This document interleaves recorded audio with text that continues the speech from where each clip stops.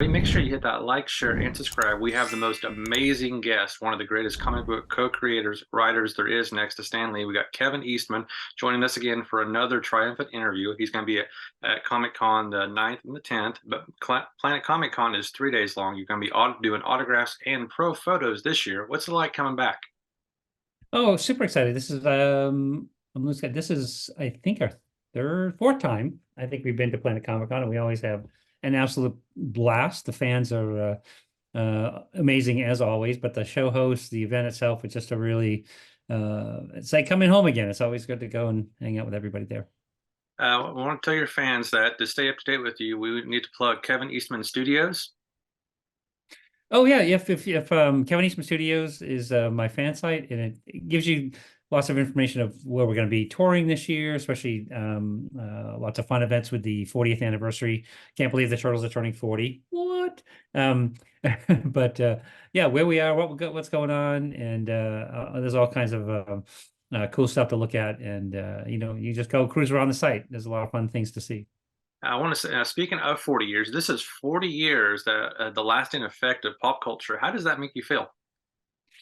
Oh man, it's when you put it into perspective of, when I was really young, I had a childhood dream of wanting to write and draw and tell comics like my hero, Jack Kirby. And the fact that I was able to team up with Pete Laird, we bonded over Jack Kirby. And then to actually then fulfill that dream and have now spent 40 years of writing and drawing and still creating, but still working on one of my first original creations, co-creations, which was the turtle. So it's just the greatest gift that I can never imagine, and that's thanks to the fans that have been supportive of the turtles and me and all these years. It's pretty special to me.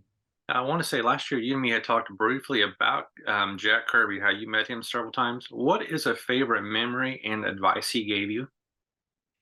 Um, he just was. There was lots of advice. He said, keep drawing, keep practicing. You have to draw every day if you really, if you love it as much as you say you do. Those kind of things, which I think he said to a lot of people. But I took all that quite to heart. But it did. But one of the things I sort of got from Kirby was more of the feeling of how much fun he was having, how much he enjoyed doing, because it's very hard work. A lot of people don't realize how much time goes into drawing and just even a single page of comics. It's quite a lot of work.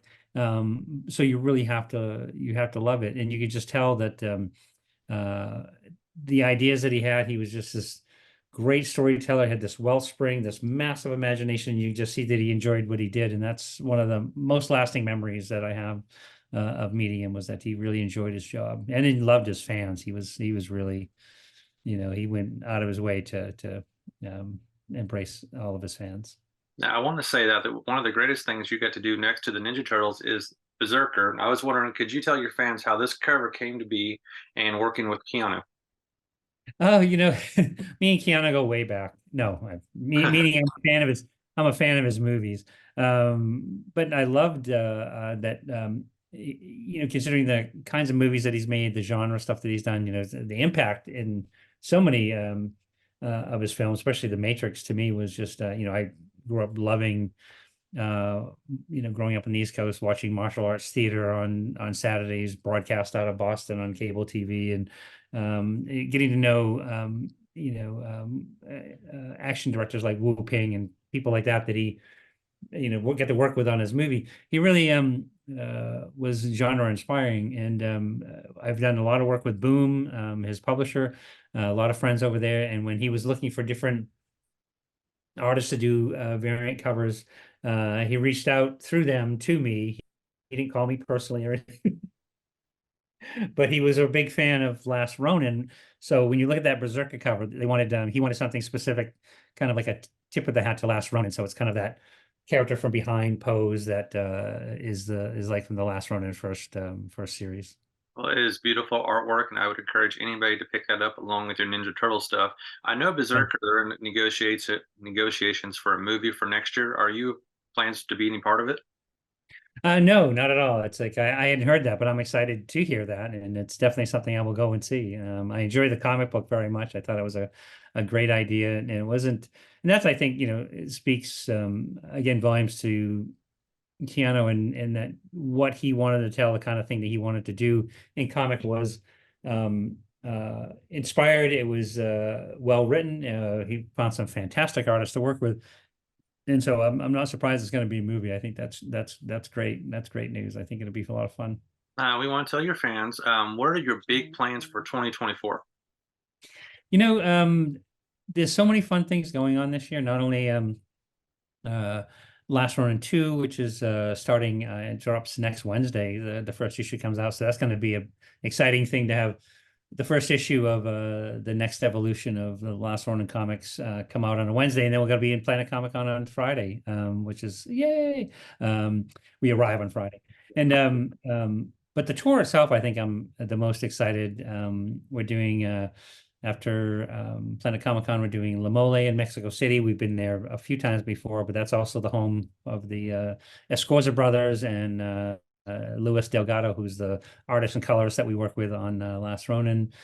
We'll be in Paris the end of the month, but then we're going to be the end of April. We'll be in our old home turf, doing Comic Con close to where we premiered the first issue in New Hampshire. So, yeah, there's a lot. So there's a lot of events, a lot of books, 40th anniversary books, special editions of some of the classic material. Just it's going to be a turtle-rific year. Um, is when I was in, I got to see you at Comic Con last year for the first time. Your line stretched out for hours long. Is there a certain toy or comic that you wish that you would see more of that people would bring? No, in fact what I love about the kinds of things that they bring. It's very wide and varied and very unique. From the latest issue or something that they've found recently that they're still enjoying the turtles and they'll bring that to be signed. But my favorite is some of the older items that they've saved from when they were very young, whether it be a Turtles movie one VHS, which is a fantastic thing to see. The fact that it's that old and they still have it and they bring it to be signed, I think is wonderful.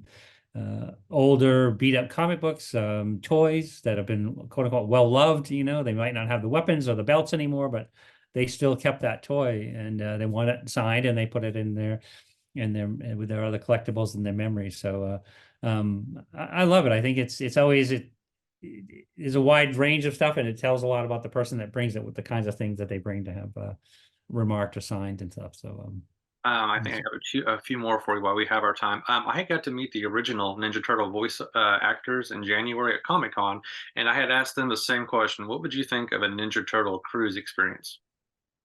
oh, that'd be fun. I've actually never been on a cruise. But I've heard wonderful things. I have a friend of mine that is a big fan of Kiss. When I was growing up, that was the first um, album that I used my own money and I bought, Kiss Destroyer. And he just mentioned that they did a cruise with Kiss and it was really great. You got to meet and talk to them and enjoy that. I've heard, science fiction cruise, other, comic books or thematic cruises, which seem pretty fun. So, yeah, you never know that, it's always a possibility. And then the last thing we had for you, is there anything you would like to plug or tell your fans while they're watching this? Oh, actually, I've got a really fun comic coming out in April as well. It's a new comic. It's called Drawing Blood. It was funded by two Kickstarters, one in 2017, in 2019. And it's a completely fictional, true story that takes place within the world of comic books. It's semi-autobiographical, but there's lots of stories from experiences of people I've met in comics. And it's called Drawing Blood. It's coming out to be 12 issues starting in April. But the most important thing I say to any of my fans is thanks for the love and support. And I didn't get here by myself, and I love to get to come to these shows and say thank you in person. Get to meet you, hear your stories, sign that precious item that you bring, or just come by and say hi. And I enjoy it. I enjoy and appreciate the job you've given me, you guys. You're awesome. I'm good. If you need anything else from me, don't be shy to reach out. But really, really excited to see you guys in a week. Love coming back to Kansas City, get some barbecue. There And you go. I got to call Patrick Mahomes and tell him I'm coming in town, see if he's going to hang out with me this